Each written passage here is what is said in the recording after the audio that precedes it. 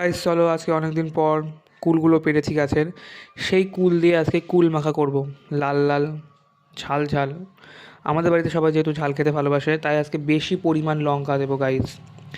আচারে মানে কুল মাখায় যদি ঝাল না হয় তো খেতে ভালো লাগে? তোমরাই বলো। আমার তো একদমই ভালো লাগে না। তাই দেখো কুলগুলোকে পেরে নিয়েছি গাছ থেকে, নিয়ে এবার থিতো করে নিয়েছি ভালো করে ধুয়ে। থালাতে রেখে দিয়েছি কিছুটা। অনেকটা কুল মাখিয়েছিলাম গাইস, তো কিছুটা কুল এখানে রেখে দিয়েছি। আরও কিছুটা কুল আমার মা থিতো করছে।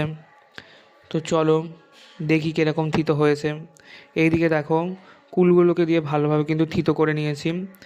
আর আজকে একটু অন্য রকমভাবে কুল মাখাটা করব। তার মধ্যে নুন, লঙ্কা, তেল আর কাঁচা লঙ্কা দিয়েছি, শুকনো লঙ্কা দিয়েছি।